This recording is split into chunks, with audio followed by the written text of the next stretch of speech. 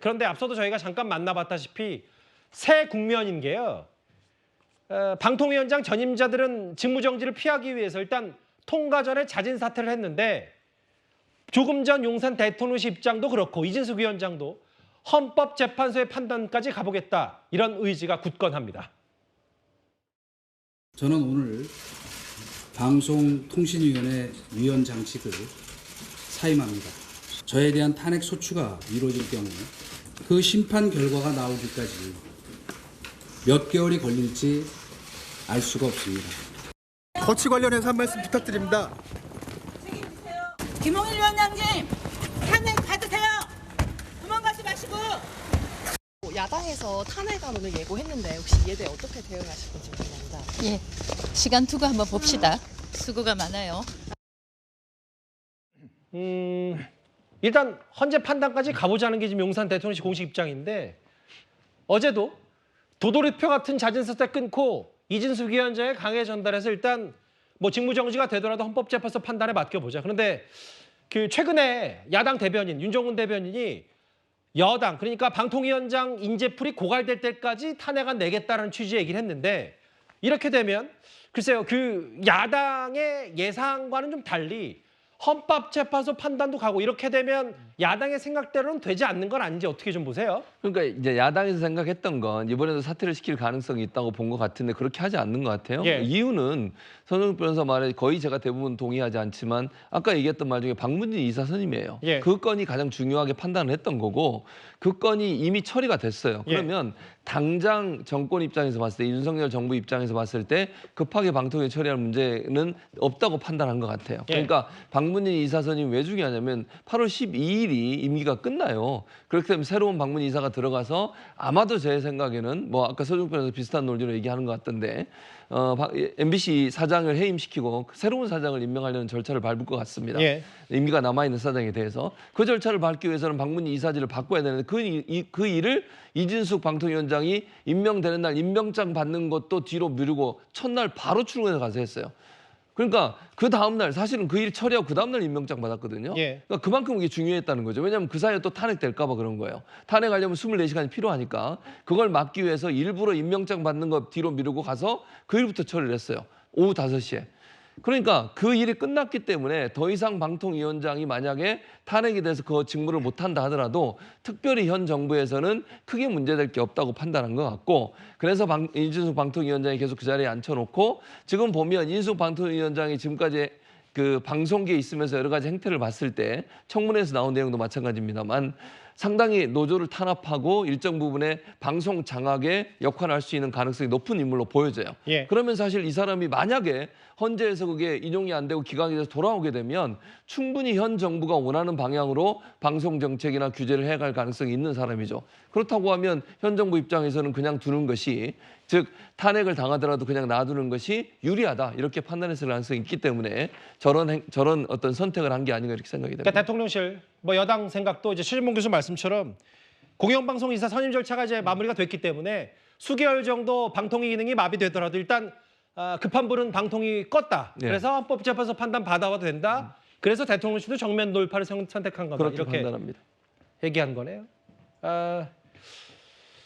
글쎄 뭐 민주당으로서도 좀 고심이 있을 거예요. 왜냐하면 오늘 탄핵안을 통과시켰지만 헌법재판소 판단을 받아본다고 저렇게 얘기를 했기 때문에 속보 더 있나요? 이진숙 위원장도 직접 본인이 입장을 낸 것 같은데 제가 몇 가지만 읽어보겠습니다. 방통위의 업무 마기 위기에 위감을 표명했고 그리고 탄핵소추, 자진사퇴, 이 악순환, 전임 방통위원장의 이 악순환을 지속할 수 없기 때문에 그래서 본인이 단단히 맞서겠다. 이제 용산 대통령실과 비슷한 내용을 얘기했습니다. 정리를 좀 해볼게요. 오늘 대통령실도 긴급히 대변인 명의 입장도 내놨고 야당 단독으로 지금 탄핵안도 통과시킨 상태이기 때문에요. 이제 판단은 헌법재판소로 넘어갔고 서정호 변호사 말씀처럼 뭐 길게 끌 게 아니라 빨리 판단을 내렸으면 좋겠다는 얘기를 했는데 정리를 해보겠습니다. 다음 화면을 보겠습니다. 이현정 의원님. 네. 22대 국회가 한 2달 정도 됐나요? 그런데 민주당이 발의한 탄핵안이 이 이진숙 방통위원장 포함해서 모두 7건이다. 거의 한 주에 한 벌꼴로 탄핵안을 발의한다. 이런 부분을 전반적으로 뭐 지금 야당에서는 윤석열 정부가 너무 잔악하고 무도하기 때문에 이럴 수밖에 없다고 얘기를 하는데 이런 흐름을 어떻게 판단하십니까? 그러니까 민주당이 지금 어떤 탄핵 문제를 좀 더 꼼꼼하게 법리를 좀 쌓아서 했다면 아마 국면이 달랐을 겁니다. 왜냐하면 만약에 방통위 같은 경우도요. 지금 야당에서 지금 이제 야당 몫이 2명이 있지 않습니까? 이 사람을 추천해놓고 만약 대통령이 임명하지 않는 상황에서 2인 체제로 운영해서 결정했다면 아마 헌법재판소도 다른 결정을 할 수 있었을 거예요. 왜냐? 대통령이 어떤 의도를 갖고 야당 추천 사람을 임명하지 않고 여당에 있는 위원들만 가지고 뭔가 결의를 했다 그러면 법리적으로 굉장히 아마 이 방통위의 어떤 업무를 독단적으로 할 수 있다라는 그런 어떤 법리가 쌓여지는 거잖아요. 근데 문제는 뭐냐면 최민희 위원장도 했지만 우리 절대 추천 안 한다고 이야기를 했어요. 자신들이 추천 안 하는 거예요. 즉 2인 체제를 만든 주범은 야당입니다. 자, 그러니까 지금 2인 체제로 운영하는 게 위법이다. 근데 본인들이 지금 법을 냈잖아요. 그 2인 체제가 아니라 4인이 있어야지만이 가동된다는 법을 냈잖아요. 그걸 보면 모순되는 거잖아요. 본인들이 2인 체제를 만들어 놔놓고 지금 2인 체제가 위법이다라고 이야기하는 것은 잘못된 거거든요. 그러니까 이게 만약에 헌법재판소가 하면 아마 중요한 법리적 근거가 될 겁니다. 즉 헌법재판소에서는 결국 2인 체제는 야당의 책임으로 안 만들어졌는데 그게 불법이다라고 이야기하는 게 주장이 앞뒤가 맞지 않다는 것이고, 자 지금 또 이 검사 4명에 대한 지금 탄핵 소추안, 예. 저는 이것도요 거의 뭐 코미디라고 봅니다. 지금 우리가 이 문제를 거듭 지적해봤지만 사실 야당 스스로도 지금 이 문제에 대해 자신이 없어요. 왜냐? 지금 이야기하시겠지만 그 김영철 검사라든지 몇몇 검사들의 탄핵 소추안을 보면 기가 막힙니다. 지금 있지도 않는 지금 이 여러 가지 어떤 그 당시에 지검에 있을 때 불미스러웠던 뭐 생리적 현상 가지고 지금 걸었지 않습니까? 그러니까 본인들 또 내부에서 이 사실관계가 증명되지 않았어요. 자, 내용을 전체를 보면 그냥 업무를 수행한 겁니다. 근데 그걸 가지고 지금 탄핵안을 냈거든요. 한번 해보십시오. 저는 그러면 하나 조건이 있습니다. 반드시 이 문제에 대해서 야당이 누군가는 책임을 져야 된다. 자, 이 탄핵 소추안을 그냥 만약에 기각돼 오더라도 아니 뭐 우리가 낸 거기 때문에 없다라고 하지 말고 예. 누구든지 직을 걸어라.